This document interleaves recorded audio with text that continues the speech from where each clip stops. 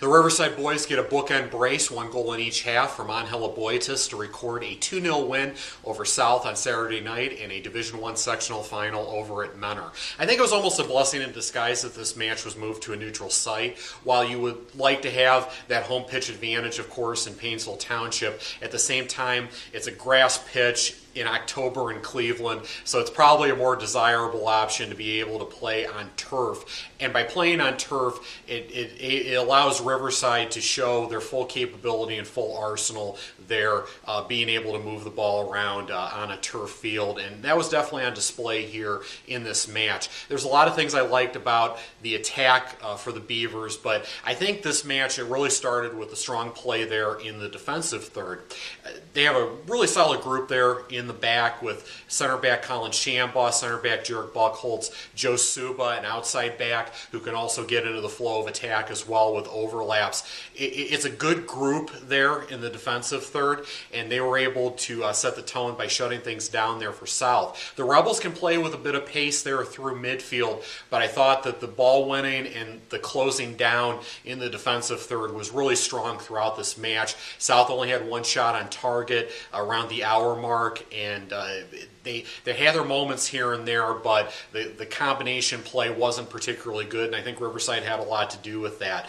And when you have veterans back there who know what they're doing there on the back line, and when you have the numbers get back there to complement that, and also when you're able to get, like I said, Suba's able to float into the attack. Shambaugh is a weapon on set pieces with free kicks and corner kicks.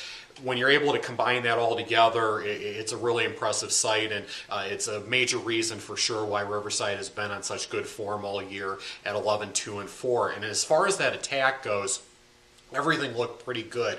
Middle of the park, they at times operated well out wide, and I think that their attacking quality starts with Colton Priester. And it's interesting watching them tactically, because Priester's not necessarily playing as a full-on striker or a full-on midfielder. It's almost kind of a free role in their approach tactically. And with his work rate, he can justify it. He can be all over the place. He can be up top. He can float from touchline to touchline, get touches in the middle of the park, and help maximize that attack and help maximize the options for the Beavers. And there's certainly a lot of them. Aboitis has been on great form pretty much all year. I know Colton was talking after the match.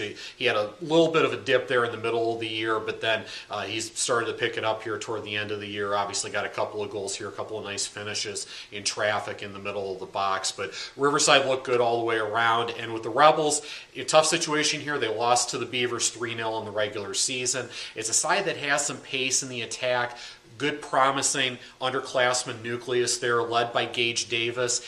If I'm being honest, just watching the match, I thought that the Rebels were at their best in the attack when Davis was on the ball as a center mid as opposed to being a striker up top. But, either way, again, Riverside was making it difficult there in the defensive third for South to really create an end product there. Like I said, they only had 1 shot on target. They did well to keep this a 1-0 match for a while and keep it tight for a while, but just couldn't find that end product that they needed. But Rebels coach Rick DeBacco and company have a lot to be proud of after a rough year a year ago. Being able to get to 10 wins this year says a lot about what they're doing over in Willoughby, and I hope to see further development from them in 2017. But Riverside moves on to an intriguing district semifinal on Wednesday against Brush. Boy, that'll be a nice chess match, especially if that's on turf again. The Arcs with that great midfield play with Brett Gordon and Ben Bollinger, and that back line with Adam Turk and Bradley Heiss at center back. The Arcs are definitely no slouch here. They almost got a result against Riverside in the regular season. They had them 2-1 late into the match. Riverside gets an equalizer to get a 2-2 draw out of that. But this is 2 very good sides who are capable of some very good football, and hopefully they'll do the News-Herald coverage area proud in that match on Wednesday night. That should be an interesting one. And Riverside booked their place in that with a 2-0 win over South on Saturday.